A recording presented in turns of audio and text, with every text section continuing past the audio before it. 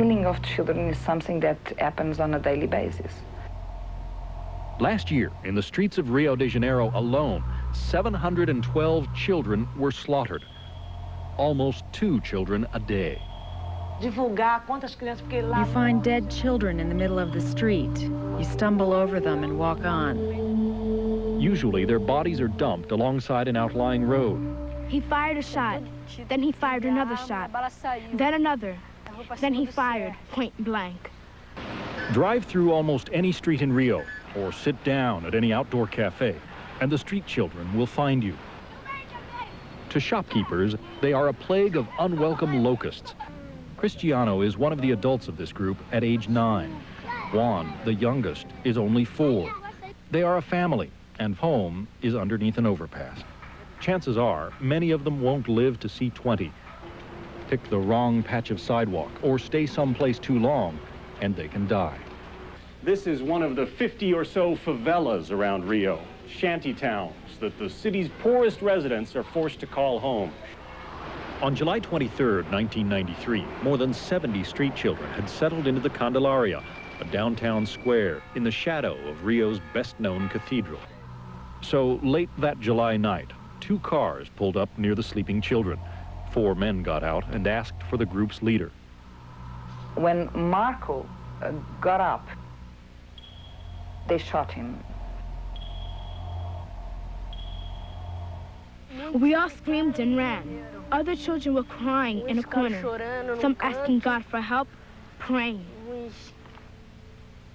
The shootings caused an international outcry, but the reaction in Brazil was closer to applause. People called into a police hotline saying it was great the kids were dead.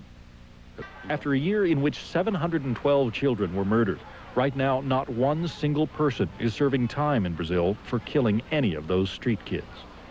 Since the Candelaria massacre, several boys who survived have received death threats. And less than 3 weeks ago, one boy was beaten and shot 6 times. He is expected to survive, but during the attack, he says he was told, "Now you know what happens to the informers of Candelaria."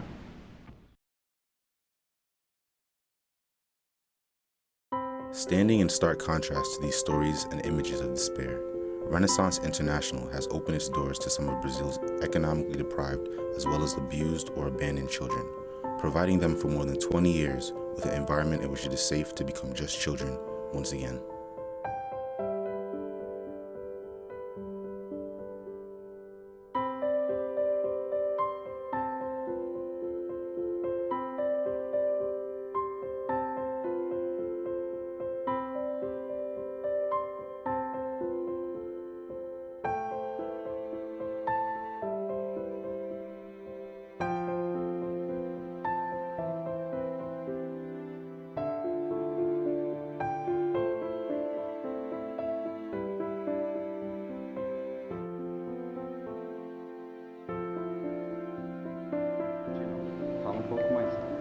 Oi, meu nome é Thales. Hi, my name is Thales. Eu vim de Bela Vista. I came from Bela Vista. E tenho 10 anos. I'm 10 years old.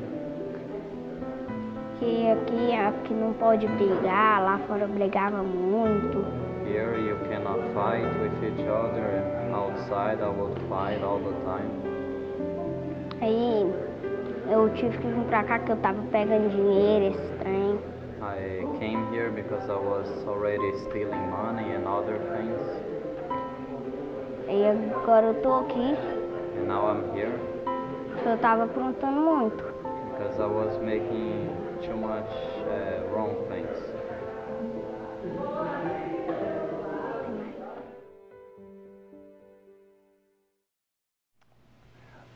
I'm John Wally, and I'm an artist who lives in Maine.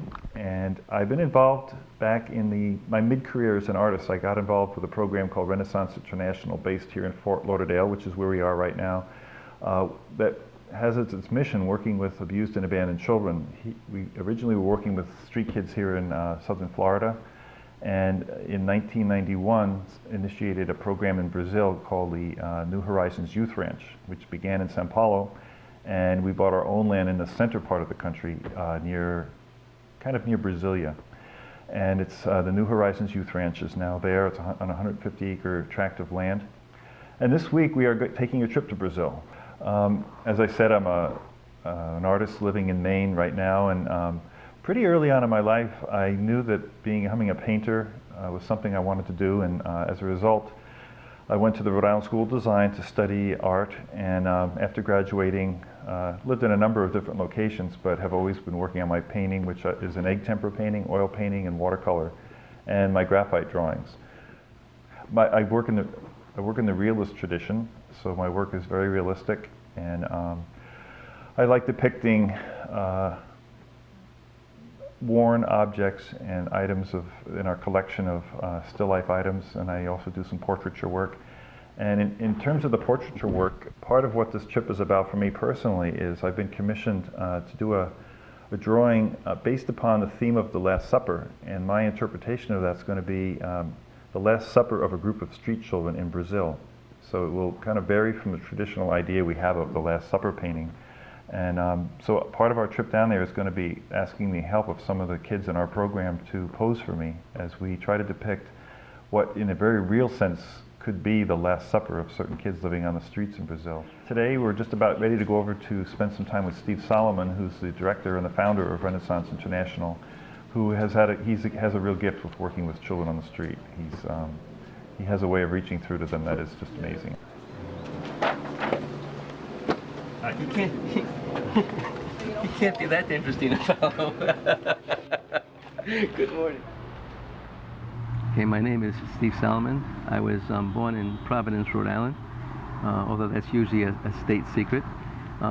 When I was a very young teenager, my family moved us to Connecticut, New London, Connecticut, and that was one of the most enjoyable parts of my early childhood. From that point on, I went to undergraduate school, went to graduate school, went to more graduate school to become a teacher of emotionally disturbed children, and then eventually to get involved in missions and ministry. It was at Rhode Island College, University of Connecticut, and Yale University. And so as we looked at what the worst situation in the world was, Brazil became that target group because of the 100 million children who were walking the streets of the world at that time. In the late 1960s, 1970s, early 1980s, Brazil had 1/3 of all the world's street children. There were 30 to 36 million children, some complete orphans, completely abandoned, some who lived in the streets most of the time, but every once in a while knew what it was to have a family, or knew what it was as a child, that they could remember what they had lost. And then those who were the hardest to deal with, those were the children who had no recollection of ever having lived in a home, or having had a mom or a dad or a brother or a sister. And we figured, you know, how much more of a dark environment can we go to try to bring the light of God's love and to be able to impact lives for good, changing not only the lives of these kids, but the views of the community around them about who these kids are, and whether it's helpless to try to reach out to them, or whether in fact it's a crime that we have not implemented some very basic skills in doing all that we can to help the kids to grow.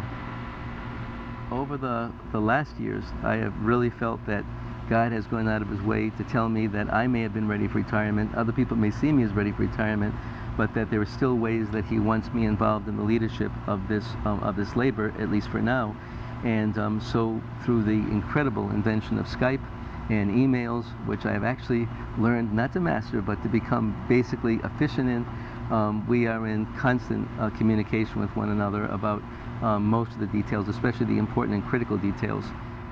So that's what I'm doing here now. And should I get a clearance, there's some cerebral issues, relatively big ones that I've been dealing with now for the last several years, and that are my greatest concern, to be quite honest about it. And when my neurologist finally gives me a clearance and says, you don't have to worry about it, you can travel, then I've already got my bag packed and ready to go down to Brazil again.